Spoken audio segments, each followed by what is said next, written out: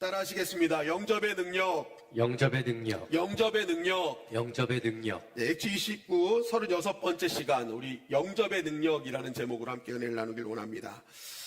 사도행전의 주인공은 사도 바울입니다. 바울 참 대단한 사역자죠. 그런데 우리가 이게 바울을 보면서 사실 바울처럼 되고 싶지 않은 이유가 있습니다. 왜냐하면 바울이 고난을 너무 많이 받았어. 야, 주의를 하는데 고난이 어떻게 그렇게 많냐?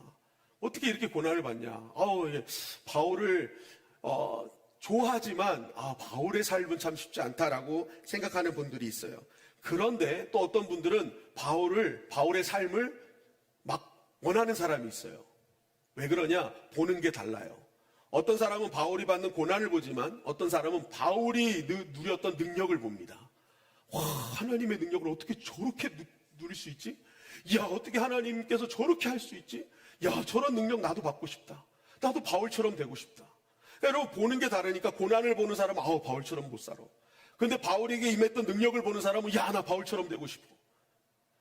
여러분, 바울의 능력이 임하기를 주님의 이름 간절히 축원합니다. 아멘. 실제적으로 바울이 가는 곳마다요, 하나님께서 귀신을 쫓아내게 하시고 병든 자를 고쳐주셨고요, 죽은 자도 살리게 하시는 능력을 주셨죠. 영혼들이 주께로 돌아오는 역사들을 보게 하시고 기도하는 것에 다 응답해 주시는, 물론 자신의 병에 대해서는, 바울의 병에 대해서는 내 은혜가 족하다, 내가 약한 데서 강해진다, 너가 그것마저도 없으면 너 나 의지하겠니? 그런 의미죠. 그러니까 다 응답해 주시고, 여러분, 바울에게는요, 하나님께서 엄청난 은혜와 능력들을 부어주셨다라는 것입니다. 우리가 지난주에도 보았듯이 바울에게는 두 번의 큰 위기가 있었잖아요. 목숨을 위협하는 큰 위기. 그럼에도 불구하고 바울은 자신이 부끄러워했던 과거까지도 하나님이 사용하셔서 바울을 구원해 주시고 구출해 주시는 은혜를 경험하게 되더라. 여러분, 하나님의 은혜가 임하면요, 부끄러운 것도 하나님 사용하셔서 살 길과 피할 길을 열어주시는 줄 믿습니다. 아멘. 이게 바로 하나님의 은혜라는 거예요. 은혜. 이야, 정말 말도 안 되게, 이거는 정말 부끄럽고 밝혀지고 싶지 않은 그건데도 불구하고 그거를 하나님께 드렸더니 하나님이 그걸 사용하시는 은혜. 여러분, 그러면 바울은 우리와 성격이 같은 사람인데 어떻게 이렇게 은혜와 능력을 누리며 살아갈 수 있었을까? 여러분, 이게 중요하다라는 거죠. 여러분, 우리는 지난주 하나님 나라 그리고 바울이 전하는 예수 복음을 완전히 무너뜨리기 위해 악의 연대를 했던 사람들을 보았죠. 대제사장과 바리새인과 사두개인. 이들은 서로 생각하는 것, 믿음 다 달랐어요. 그런데 하나님의 나라와 예수 복음을 무너뜨리기 위해서 악으로 연대했죠. 여러분, 악은요, 자신의 유익과 하나님의 나라를 무너뜨리기 위해서 어떻게든지 연대한다고요.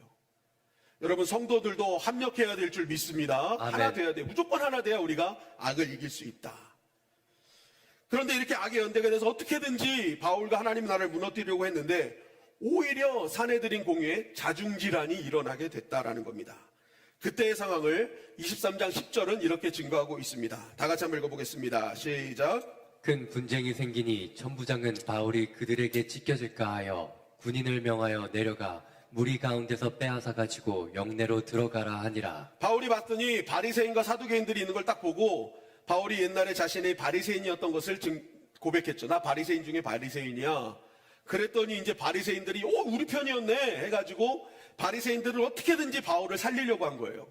근데 사두개인들은 부활이 없다는 자들이거든요. 현세에서 기득권을 누리는 것이 최고예요. 그러니까 내세를 중요하지 않게 여기는 자들이었죠. 근데 바울이 전하는 예수 그리스도는 부활하신 주님이시거든요. 그러니까 이 사두개인들은요, 이 부활이 자꾸만 증거되면 안 되는 거예요. 그러니까 어떻게든지 바울에게 벌을 주려고 이제 바울을 막 이제 죽이려고 이제 끌어들이는 거죠. 그러니까 이 두 사람이 막 바울을 두고 막 엄청난 분쟁이 일어난 겁니다. 그러니까 데려갔던 천부장이 딱 보니까 야, 이러다가 바울에게 문제 생기겠구나 싶어가지고, 만약 로마 시민권자인 바울에게 문제가 생기면 본인이 다 책임을 져야 되니까 얼른 바울을 영내로 끌고 갑니다. 이 영내가 뭐냐면 예루살렘 성전 쪽에 있는 그 안토니오 요새 로마 군의 주둔지였어요. 거기에 끌고 간 거예요. 그러니까 거기 안전한 곳이죠. 거기에 바울을 데리고 갔다라는 거죠.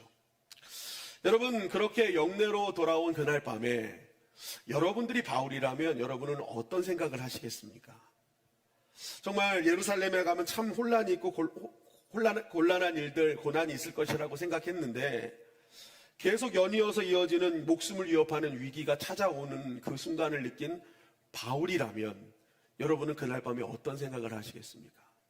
첫째는 이 위기를 아마 잘 지나게 하신 하나님의 은혜에 감사할 거예요.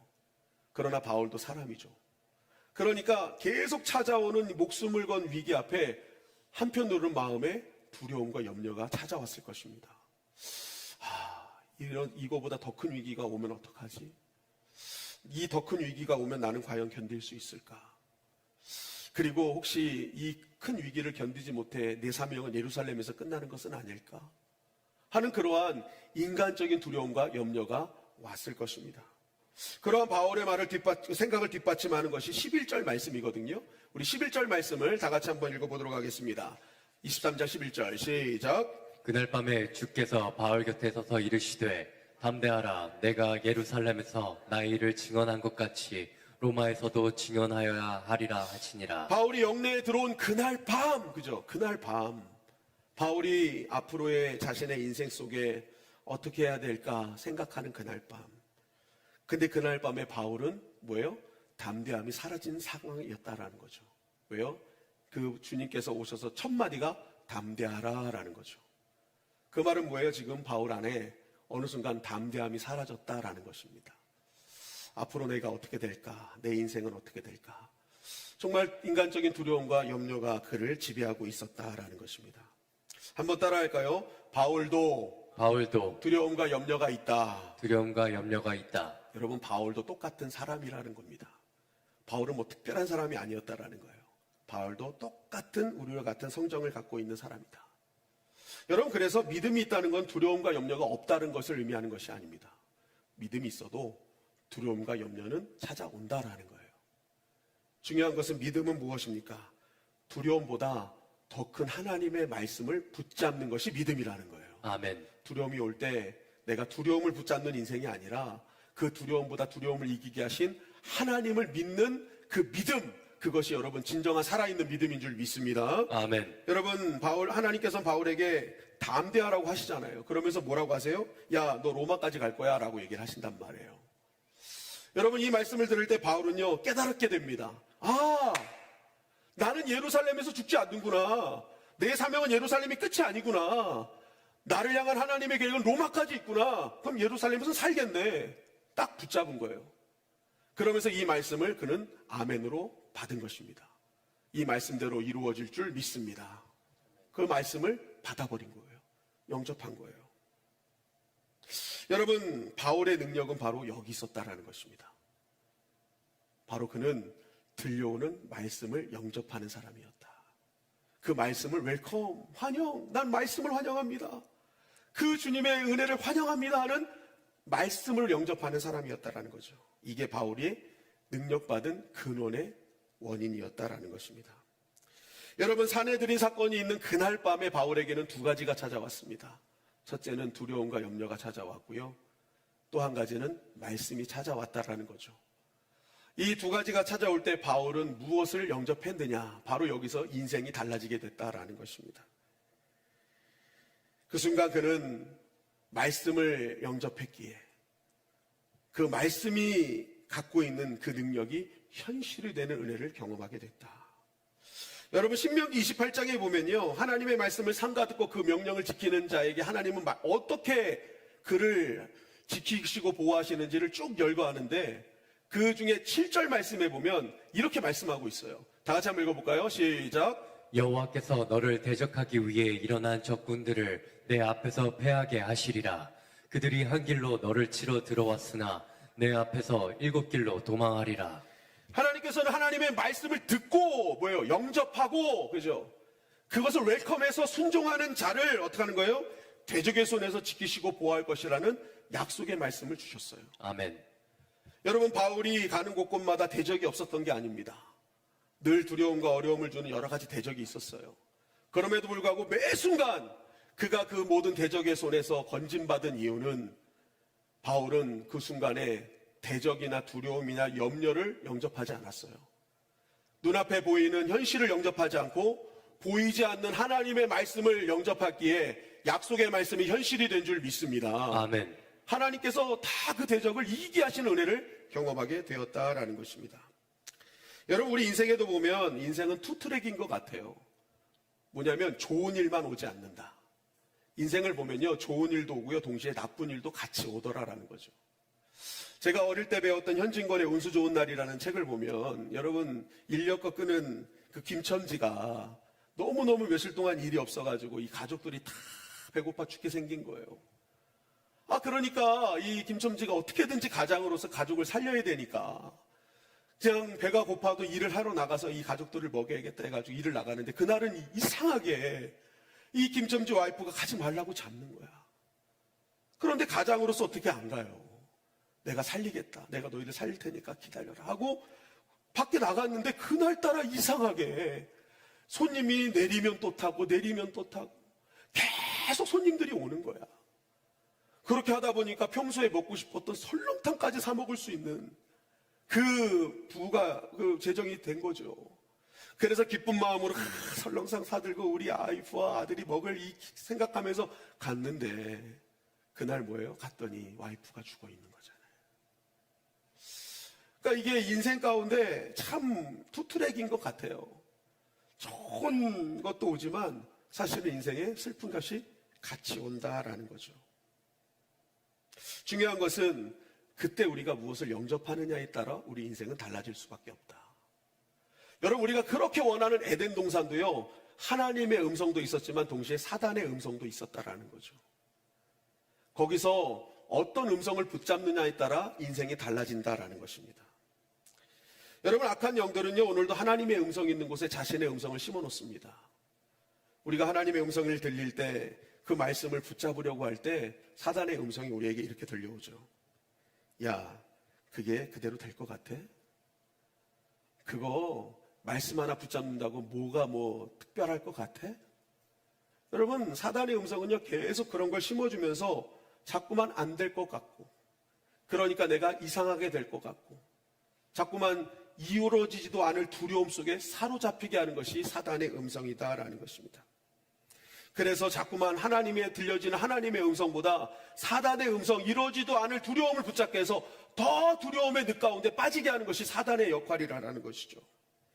여러분, 우리는 그럴 때 하나님의 말씀을 붙잡으시기를 주님의 이름으로 간절히 축원합니다. 아멘. 그럴 때 약속의 말씀이 능력이 되어 현실에 다가오는 우리의 삶을 경험하게 된다라는 것입니다. 요한복음 1장 12절 말씀해 보니까 이렇게 말씀하고 있습니다. 요한복음 1장 12절 시작. 영접하는 자, 곧 그 이름을 믿는 자들에게는 하나님의 자녀가 되는 권세를 주셨으니. 여러분, 예수님을 영접하면 하나님의 자녀가 되는 권세를 누리게 될 줄 믿습니다. 아멘. 예수님을 영접하는 게 중요한 거예요. 오늘 이 시간에도 여러분, 예수님을 두 팔 벌려 환영하시기를 주님의 이름으로 간절히 축원합니다. 아멘. 나를 구원하신 예수님, 십자가에 달려 보혈을 흘리신 그 예수님, 내가 오늘 웰컴 영접합니다. 여러분, 환영할 때 그 예수님의 능력이 나의 능력이 될 줄 믿습니다. 아멘. 계시록 3장 20절에 보면 또 이렇게 말씀하고 있죠. 시작. 볼지어다 내가 문 밖에 서서 두드리노니 누구든지 내 음성을 듣고 문을 열면 내가 그에게로 들어가 그와 더불어 먹고 그는 나와 더불어 먹으리라. 나의 영혼의 문 밖에서 오늘도 두드리시는 주님이 계신단 말이에요. 그때 여러분, 우리가 그 주님을 문을 열고 영접하면 우리는 주님과 함께 더불어 먹고 마시는 그 은혜를 누리게 될 줄 믿습니다. 아멘. 우리 아이들이 남자의 둘이잖아요. 여러분, 제가 우리 아이들의 바라보면서 내가 너희들을 위해서 내가 목숨을 걸고 너희를 지킬 거야. 내가 갖고 있는 모든 것을 총동해서 너희를 공급할 거야 라고 생각할 때가 언제인 줄 아세요? 우리 아이들이 어렸을 때 제가 이제 하루의 사역을 마치고 돌아가요. 그럼 여러분, 제가 전도사 때 사역을요, 정말 진짜 열심히 했거든요. 우리 학생부 새벽 기도도 만들어가지고 어른 새벽 예배 끝나면 애들 데리러 운전해가지고 대전에 있는 아이들, 우리 교회 애들 데리고 와요. 그러면 그때 한 모인 애들이 한 40명, 50명 됩니다. 그럼 이 아이들을 데리고 아침 기도회를 해요. 그러면 선생님들이 밑에 내려가서 이제 식당에서 애들 샌드위치를 만들어 놓습니다. 그러면 이제 기도회가 끝나면 애들이 샌드위치를 가지고 이제 제가 아이들 학교 가야 되니까 그 샌드위치를 다 줘요, 선생님들이. 그러면 애들이 샌드위치를 들고 제가 이제 운전해서 애들 학교까지 다 데려다 줬어요. 그렇고 하고 사역하고 밤늦게까지 또 애들 만나고 들어오면 파김치가 됐어요. 탁 이제 지친 몸으로 들어가는데 문을 탁 열면요. 참 우리 두 아이가요. 눈을 뒤집고 아빠 왔냐고 그러면서 막 엉덩이 흔들고 막 이래. 이야, 얼마나 저를 환영해 주는지. 여러분 그 환영을 탁 들으면요. 이야, 내가 정말 떨어진 기운도 확 솟는 거예요. 야, 내가 너희를 위해서 내가 목숨 건다. 내가 니네들 정말 내가 갖고 있는 모든 것을 다 해줄 거야. 여러분 그때 전도사 사례비가 뭐 60만 원, 최대 80만 원이었어요. 그럼에도 불구하고 내가 우리 아이들을 위해서 뭐든지 해줄 거야 라는 그런 마음이 있어. 그런 마음이 있어도 뭐 끽해봐야 이제 뭐 다이소 같은 데 가서 1,000원짜리 사주고 그러는 거예요. 돈이 없으니까.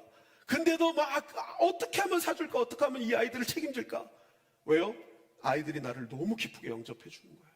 우리 아빠, 우리 아빠. 우리 아빠 최고야. 막 춤추면서 아빠 왔어요. 막 그러면서. 여러분 그게 영접의 능력이라는 거죠. 물론 지금은 면접조차 안 하려고 그래요. 집 방에서 아빠 왔어요. 뭐 그러고 끝나. 그러면 이제 그때 했던 나의 고백, 나의 그 선언을 후회할 때도 있죠. 내가 왜 그랬을까? 지금도 뭐 그럴 때가 있는데 여러분 하나님 아버지도 마찬가지라는 거예요. 하나님 아버지가 딱 말씀을 주실 때 그 말씀이 진짜 전부인 것처럼 아버지가 나의 아버지인 것을 믿고 여러분 기쁘게 그것을 영접하면요. 아버지가 책임져 주실 줄 믿습니다. 아멘. 그게 아버지 마음이라는 거예요. 아버지 마음. 한번 따라하겠습니다. 말씀을 영접하는 것이 하늘의 능력을 경험하는 힘이다. 하늘의 능력을 경험하는 힘이다. 여러분 오늘 말씀에도 보면요. 그날 밤에 바울이 너 이제 예루살렘 넘어서 로마도 보아야 될 거야 라는 이 말씀을 영접했어요. 웰컴했어요.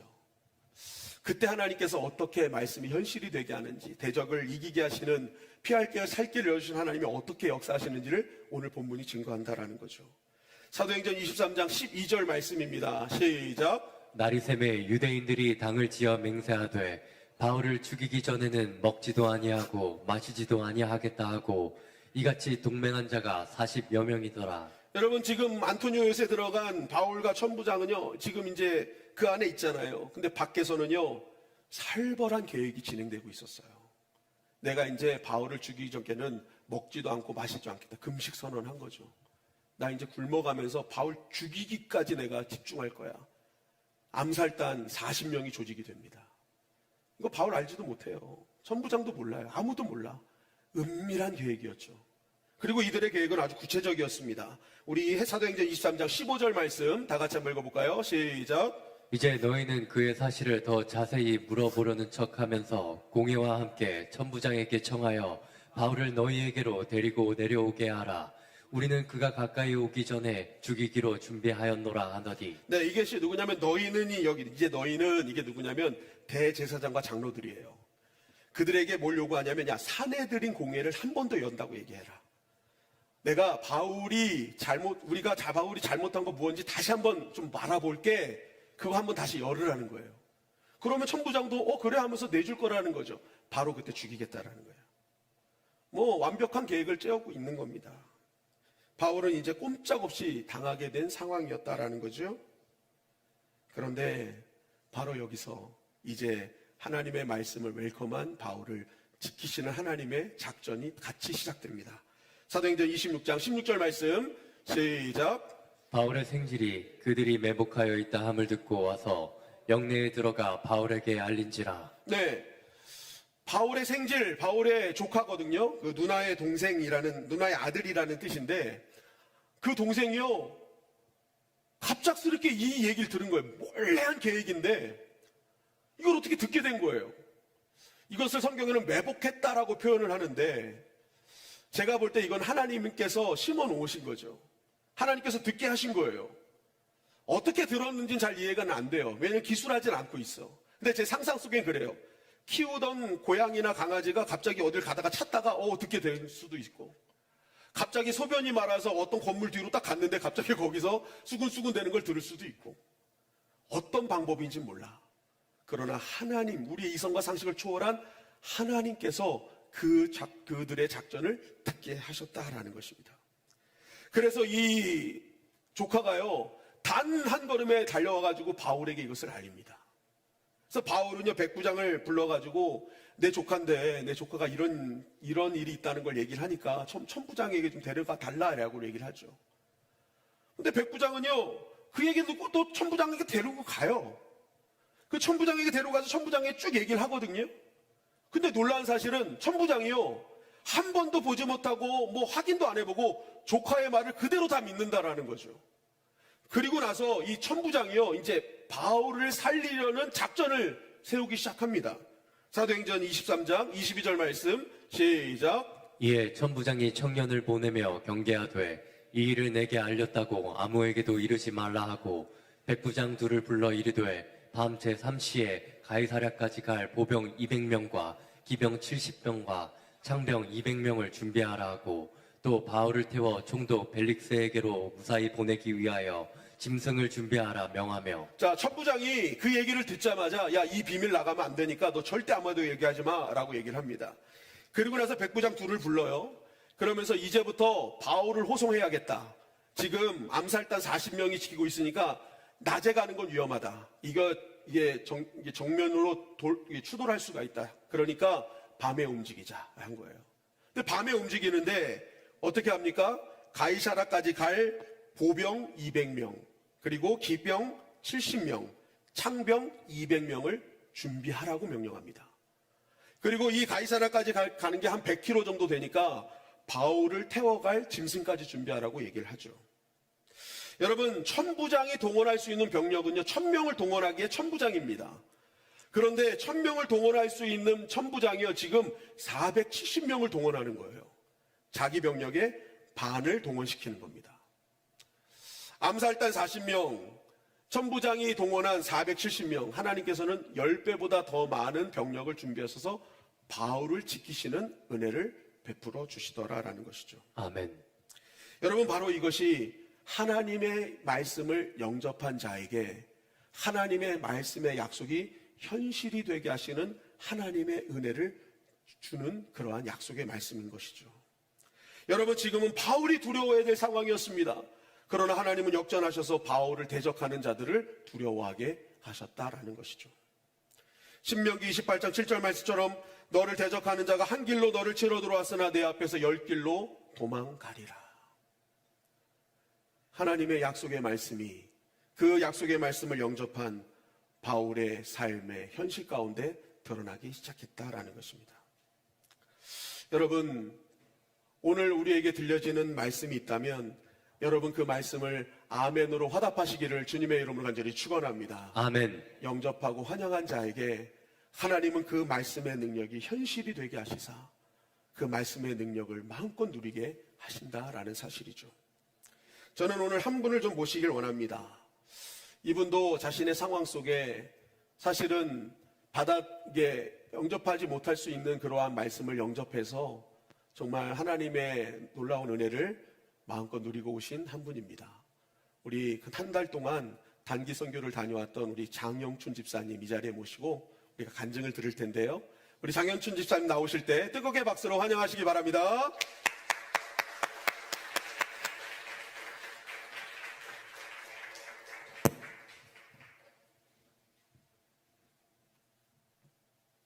할렐루야. 먼저 기도하고 시작하겠습니다. 하나님 아버지 감사합니다. 부족하고 연약한 저를 선교의 도구로 사용하여 주시니 감사합니다. 이 시간 성령님 함께 하시고 가르쳐 주시고 생각나게 하시고 증언하게 하옵소서. 큰 은혜의 시간 되게 하옵소서. 예수님의 이름으로 기도드립니다. 아멘. 마라바 슈크란. 네, 안녕하십니까 라는 뜻입니다. 저는 부족하고 연약하고 옛날에는 정말 귀신 들린 자 같은 삶을 살았습니다. 그런데 하나님께서 이렇게 살리시고 이렇게 사용하여 주시니 감사합니다. 정말 많은 이야기도 있지만 시간이 없는 관계로 먼저 보고 먼저 드리겠습니다.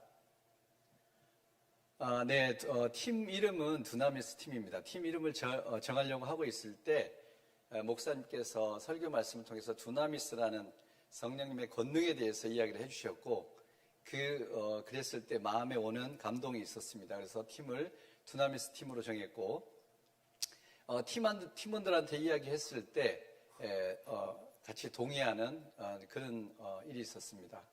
그리고 선교명은 현장에 갔을 때 아이들이 이름을 지어주는 그 시간이 있었는데 저에게 마제트라는 이름을 지어줬습니다. 그 뜻은 영광이라는 뜻입니다. 근데 주님의 영광교회고 그래서 그 말이 너무 합당해서 감사함으로 받았습니다. 다음. 네. 레바논은 정말 아름다운 곳입니다. 정말 꽃이 피고 열매가 열리고 정말 젖과 꿀이 흐르는 땅입니다. 예, 다음. 네. 이거는 2022년도에 갔을 때, 24년도 갔을 때 모습들입니다. 저 위에는 그 눈이 있는데 7월 달까지 눈이 계속 쌓여 있습니다. 그리고 겨울에도 야자수가 저렇게 같이 공존하는 좀 환상적인 나라입니다. 다음.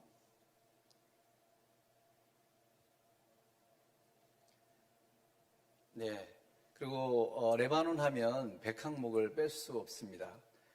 백항목은 지금 제 위에 보이는 사진 저기만 지금 남아 있습니다. 모든 백항목들은 다 훼손되고 베어지고 없어졌습니다. 그래서 저기만 남아 있는데 백항목은 40년 정도가 돼야지 저 솔방울을 열릴 수가 있습니다. 근데 저 40년을 된 솔방울은 향기가 너무 좋아서 어떻게 보면 향기가 교만할 정도로 좋다고 합니다.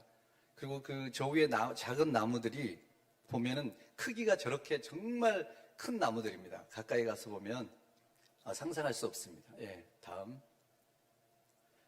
네, 그렇게 아름다운 레바논이 큰 사건이 있었습니다. 20년 8월에 베이루트 항구 폭발로 인해서 정말 많은 피해를 입었습니다. 그래서 경제 위기가 찾아왔습니다. 정말 그 크기는 핵폭탄의 14분의 1 정도의 그 버섯 구름이 발생할 정도의 엄청난 큰 폭발이었습니다. 다음. 네, 그래서 레바논의 경제가 무너졌고 2011년 시리아 내전부터 많은 시리아인들이 레바논으로 들어오게 됐습니다. 레바논의 크기는 대한민국의 정말 10배 정도 되는 작은 우리나라가 10배 정도 더 큽니다. 네, 이스라엘에 비교하면 저희 나라가 5배 크고 레바논은 이스라엘의 절반뿐이 안 되는 나라입니다. 저 밑에 오른쪽 사진은 이번에 남부로 다시 전쟁이 종료되고 복귀돼서 찍어준 사진입니다. 네, 다음. 네, 난민 학교에서 이번에 운전으로 섬긴 내용들입니다. 저 아이들은 전쟁과 상관없이 너무 등하교 시간에 막 노래를 부르고 찬양을 부르고 그렇게 신나게 다니고 있습니다. 다음. 네, 학교 사진입니다. 네, 또 방학 전에 이렇게 상장들을 주는데 말씀을 70가지 정도를 외우게 해서 그 중에 한 30가지를 테스트한 다음에 그거를 다 외운 사람들은 상을 주고 있습니다. 다음. 네, 어느 한 분이 저 중고기계를 헌신하셔서 저희가 가서 붕어빵을 만들었습니다. 거기 아이들은 문화적으로 팥을 싫어하기 때문에 슈크림과 초콜릿을 넣고 붕어빵을 만들어서 행사 때마다 나눠주었습니다. 다음. 네, 이거는 계곡에 물놀이를 간 소풍 사진입니다. 그들은 처음으로 물놀이를 가서 너무 신나게 하루를 보내고 왔습니다. 네, 다음. 네, 그리고 매주 목요일 날은 오후에 그 가정 방문이 있습니다. 현재 선생님과 아이들을 집에 찾아가서 함께 부모를 만나고 아이들의 상태를 묻고 또한 부모들에게 복음을 전하는 귀한 시간이 있습니다. 그리고 갈 때마다 현지 음식을 준비하는데 저거는 닭고기 음식인데 밥 위에 닭고기를 주는데 너무 맛있습니다. 네, 다음. 네. 그리고 여기도 진안 레이암 누르삼이라는 세 자매가 다니는 그 가정인데요. 저기 음식들도 처음 먹어본 음식들인데 너무 맛있었고, 그 부모님들에게 침도 놔주고 한 분이 침을 놓을 수가 있었어. 그리고 저는 정말 통증을 호소하는 데를 만져주고 또 복음을 전하는 시간이 있었습니다. 다음. 네, 여기는 알레이 지역이라고 해발 900m 정도 올라온 상태에 위치한 학교인데요. 저 김하종 선생님, 하나님의 종이라는 뜻의 73세 되는 솔로 선교사님이신데 미주 팀입니다. 근데 저분은 평생을 저렇게 나라들을 다니면서 아이들을 돌보고 있는데 찬미와 찬송이 있었는데 그 막내가 이름을 지고 싶다 그래서 고민 끝에 제가 찬양이라고 이야기를 하니까 그게 좋다고 이제 이름을 찬양이라고 졌습니다. 그리고 그 옆집의 세 자매들은 믿음, 소망, 사랑으로 또 지어줬습니다. 네. 그리고 그 아빠가 정육점을 하는데 저희를 위해서 고추기를 하루 종일 또 준비해서 맛있게 구워줬습니다. 네, 다음. 네, 그 지역에 두루즈 교인들이 사는데 그들을 좀 알고 싶었고 정탐하고 싶어서 이렇게 만나봤는데 그들은 윤회 사상이 있습니다. 이슬람을 믿으면서도 자기들은 무슬림이 아니다라고 이야기를 하고 있고 온몸에 저런 강력한 무기들을 장착하고 자기 자신을 믿고 사는 불쌍한 영혼들입니다. 예, 다음. 네, 다음은 텐트촌입니다. 저희가 오전에 학교 운전을 해주고 오후 2시 반 정도 되면 저렇게 텐트촌을 날마다 가서 복음을 전했는데요. 시리아 난민들이 레바논은 550만에서 600만 명 정도의 인구가 살고 있는데 150에서 180만 명의 시리아인들이 유입되게 되는데 비공식적으로는 300만 명 정도가 유입이 됐다고 합니다. 그래서 경제가 악화되었는데 시리아 난민들이 더 낮은 일자들을 모두 차지하다 보니까 그들은 레바논 더욱 먹고 살기가 힘든 상황이 되어 있습니다. 그래서 여러 바닷가 쪽, 공원 쪽 저런 쪽에 텐트를 치고 살고 있습니다. 다음. 네, 지금 보시면 저 위쪽에 보시면 파란 텐트촌은 파란 텐트가 레바논 텐트촌이고 저쪽에 하얀 일부 있는 데가 시리아 텐트촌입니다. 네, 그리고 밑에를 보시면 길 하나 차이로 오른쪽은 정말 천국 같은 겉보기에 그런 휴양 관광지고 오른쪽은 저렇게 전기도 물도 없고 그렇게 사는 텐트촌입니다. 다음. 네, 처음으로 이제 이 첫날 선생님들과 함께 나갔던 것인데요. 아이들은 저는 땅바닥에서 천을 하나 깔고 이렇게 살고 있고 정말 갈급한 인생을 살고 있습니다. 물도 없고 전기도 없는 상태에서 저렇게 생활하고 있습니다. 다음. 네, 저희가 할 수 있는 일이 별로 없어서 함께 복음을 나눠주고 그들의 마음을 얻기 위해서 가져가는 약품도 주고 침도 놔주고 또 이렇게 제가 목사님 말씀대로 정말 버릴 게 하나도 없습니다. 군대에서 잠깐 머리를 깎았는데 네, 저렇게 깎았는데 층이 좀 진 건 제가 진 게 아니라 옆에 난민이 자기가 하겠다고 깎다 보니까 층이 졌습니다. 그래서 다시 마무리 져졌는데요. 땀이 나고 아이가 사실 이렇게 좀 하다가 피도 조금 나고 네, 하여튼 그렇게 부족하지만 쓰임 받고 왔습니다. 다음. 네, 이 가족은 함마드라는 가족인데 강력한 무슬림입니다. 저기도 머리를 깎아주고 같이 복음을 전했는데 그들은 영접하지 않았습니다. 그래서 하지만 지금은 다 남부로 복귀한 상태입니다. 언젠가 그도 아까 그 전에 무사는 영접을 했지만 저 친구도 영접을 할 줄 믿습니다. 정말 지금은 이제 앞으로는 영원히 만날 수 없을지도 모르지만 그들을 위해서 함께 기도하고 있습니다. 다음. 네. 아까 무사 가족인데요. 처음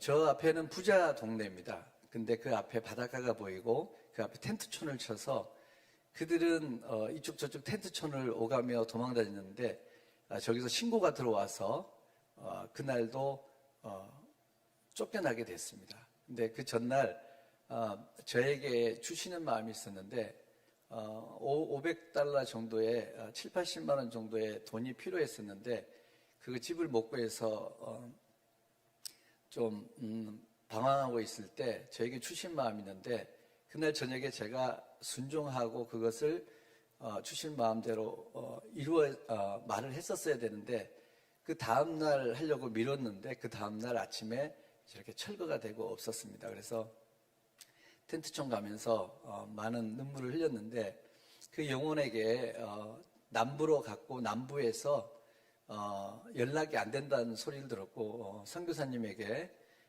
그 남은 금액들을 다 털어서 주고 만나면 꼭 전해주라고 그러고 왔습니다. 그래서 그때 순종하지 않으면 한 영혼을 놓친다는 것을 다시 한번 느끼고 왔습니다. 다음. 네, 이 친구는 바사를 하는 친구인데요. 정말 복음을 받아들이지 않고 당신들의 말 몇 마디로 나를 어떻게 설득할 생각을 하지 마라 라는 그런 강력한 그런 메시지 가운데 그들의 마음을 얻기 위해서 제가 목사님께 받은 말씀을 전했고 그랬을 때 그가 마음의 문을 열고 교회까지 나오는 놀라운 일이 있었습니다. 예, 다음. 네, 이 친구도 그날은 텐트촌을 가지 못하는 상황이었는데 가자고 했고 가다 보니 저 아버지와 아들이 영접을 했고 또 그래서 교회까지 나오는 일이 있었습니다. 그리고 그 교회 나오고 나서 그 다음날 남부로 다시 이사를 가는 일이 발생했습니다. 다음. 네, 저 친구는 저기는 저희가 베이스 캠프로 사용했던 데인데 늘 가서 차도 마시면서 저기 저 하얀 수염의 저 사람이 그 지역을 어떤 구호 물품 같은 걸 나눠주고 하는 그런 사람인데 저 밑에 건장한 청년은 지금 시리아와 레바논과 이스라엘의 어떤 협정 문제로 큰 데모가 일어나고 있는데 그 앞에서 피 묻은 옷을 입고 가장 시위 앞에 먼저 서서 나가는 사람인데 그때도 다쳐가지고 저렇게 와서 함께 이야기를 나누고 교제했는데 앞으로 남은 분들에게 이제 저분에게 이제 복음을 전할 수 있도록 좀 부탁을 하고 왔습니다. 마지막 날이었습니다. 다음. 네, 여기는 텐트촌 갈 때 핸드폰을 잊어버렸는데 다음에 거기 다시 찾아갔을 때 그들이 음식을 저렇게 차려주고 또 복음을 전하고 같이 교제하는 시간이 있었습니다. 또 오른쪽은 바로 그 옆에 무슬림 사원인데 몇백 년이 됐는데 저기 가서 함께 속으로 기도하고 이곳이 교회로 바꿔달라고 기도하고 왔습니다. 다음. 네, 이거는 올 2월 달에 갔을 때 내용인데 학생들에게 함께 저런 가르쳐주고 같이 또 놀아주고 하는 시간이 있었습니다. 다음. 네, 다음. 네, 잠깐만요. 저기 지금 잠잠이라는 아이가 있는데 지금 이 샤프하고 잠잠은 제가 처음 봤을 때 엄마하고 딸 사이인 줄 알았는데 16살입니다. 근데 나중에 알고 봤더니 저 잠잠이 폭격으로 인해서 얼굴에 화상을 입고 16살 같은 친구라고 합니다. 그것을 듣고 너무 마음이 아팠는데 그도 그때 초청장치 받아서 함께 많은 이야기를 나눴습니다. 다음. 네. 지금 엘리야 스미나 목사님은 이 교회에 와서 설교를 하고 가신 분인데요. 한국에 왔다가 다시 돌아갔을 때 그 무슬림들과 그 마론파 성당 사람들이 이간질을 해서 저 교회에서 쫓겨나게 됐습니다. 그래서 위로차 이번에 방문을 했었는데 기쁜 소식이 있었습니다. 그가 다시 돌아오는 놀라운 정말 함께 우리가 뜨겁게 기도를 했었는데 다시 저렇게 하나님께서 복귀시켜주는 놀라운 일이 있었습니다. 다음. 네. 그 교회 갔을 때 그 주일을 전도했을 때 저 집을 찾아갔는데 저 아이는 저도 영적으로 잘 모르지만 누가 봐도 귀신 들린 자였고 온 발과 손이 다 꺾여 있었고 모든 몸에는 자해한 흔적들이 너무 강하게 있었습니다. 그래서 저희가 그리고 저기 아버지는 다리가 90도로 꺾여서 더 이상 뒤에 근육들이 뼈처럼 굳어 있었는데 저희가 저희에게 돈을 달라고 한국으로 갈 수 없냐, 데려갈 수 없냐라고 이야기를 했을 때 그런 것들을 할 수 없어서 눈물로 기도만 하고 왔던 집인데 저희는 믿음이 없어서 더 이상 다리 같은 게 저 아이가 고쳐지지 않을 거라고 생각했습니다. 근데 그 다음 해에 갔더니 그 아이는 정말 얌전해져 있고 그 아빠라는 사람은 다리가 그렇게 단단했던 뒤에 뼈 같은 근육이 135도 정도 펴지는 그런 것들을 보고 왔습니다. 그래서 저희는 믿음이 없이 기도했지만 하나님께서는 일하신다는 것을 느끼고 왔습니다. 하지만 안타까운 거는 그 위에 사진을 보면 녹색의 옷을 입은 그 형이 있었는데 그 다음 해에 갔을 때 그 형도 좀 귀신 들린 자처럼 되었고 이번에 갔는데 시리아로 다시 돌아갔다라는 안타까운 소식을 들었습니다. 다음. 그랬을 때 너무 아쉬워하고 있는데 저 청년을 24년도에 찍었던 사진이 생각났고 그 오른쪽에 보면 다시 만났습니다. 그 청년을 수소문에서 만났고 그 가족이 라마단 기간 때 만났는데 그 가족들이 모두 영접하는 정말 놀라운 은혜가 있었습니다. 다음. 네, 이거는 바알백 사진인데요. 저기서 인신 제사를 드렸고 저 오른쪽 보면 가장 작은 화살표가 있는데 그게 전데 저기를 가보면 그 바알신을 풍요의 바알신을 믿지 않을 수가 없습니다. 저렇게 웅장한 것들을 만들어 놓고 사람들을 미혹하고 정말 인신 제사를 통해서 많은 영혼들을 뺏어갔는데 정말 안타까운 곳이고 레바논의 이런 어떤 경제적인 위기와 이런 것들이 저는 우상 숭배로부터 시작되지 않았나 하는 안타까움에 기도하고 왔습니다. 다음. 네, 만났던 영혼들인데요. 저 영혼들에게는 복음을 전하지 못했습니다. 길거리에서 차 유리를 닦고 꽃을 달라고 팔라고 하고 하지만 할 수 있는 게 없어서 주머니에 늘 사탕을 가지고 다니면서 그들에게 사탕을 하나씩 주고 했는데 하나님 아버지께서 저들을 바라볼 때 눈물을 흘리시지 않을까 생각이 들었습니다. 다음.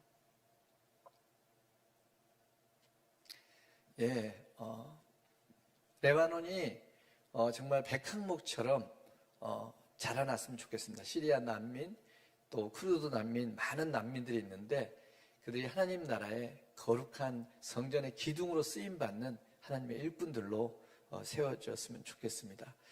정말 함께 목사님과 우리 주님의 영광교회 그동안 함께 한 마음으로 또 보내는 선교사의 마음으로 기도해 주셔서 감사합니다. 네, 마치겠습니다.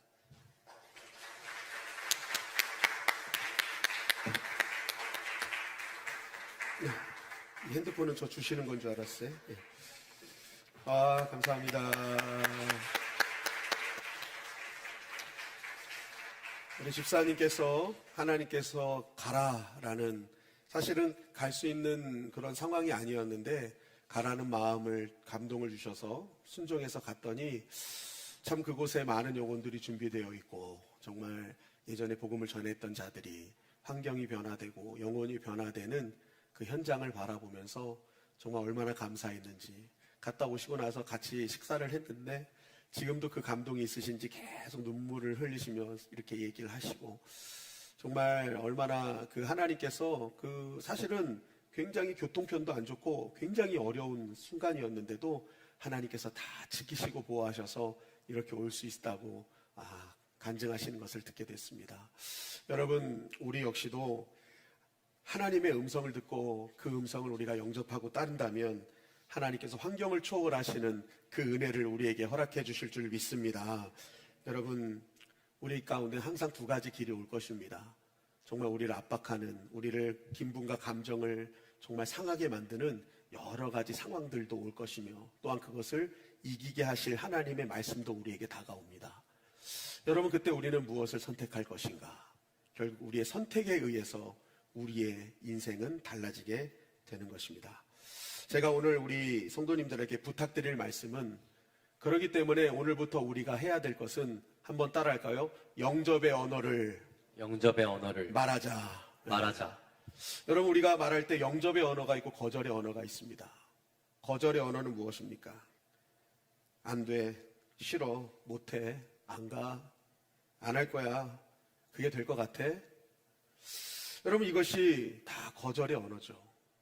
근데 영접의 언어는 다른 게 아닙니다. 아멘, 아멘, 아멘. 그렇게 될 줄 믿습니다. 할렐루야, 할 수 있습니다. 하면 됩니다. 여러분, 이것이 영접의 언어인 줄 믿습니다. 아멘. 우리가 신앙생활 한다는 것은 바로 거절의 언어를 외면하고 영접의 언어를 취하는 것입니다. 하나님 말씀이 들려올 때 하나님, 아멘, 할 수 있습니다. 하면 됩니다. 제가 하겠습니다. 여러분, 우리가 그렇게 말씀의 영접의 언어로 나아갈 때 여러분들에게 들려지는 말씀은, 그 약속은 현실이 되어 여러분들에게 역사하시는 하나님을 만나는 통로가 될 것입니다. 여러분, 우리 오늘 이 말씀 꼭 기억해서 하나님의 말씀을 영접하여 바울이 누린 그 능력과 은혜가 저와 여러분들의 은혜가 되기를 주님의 이름으로 간절히 축원합니다.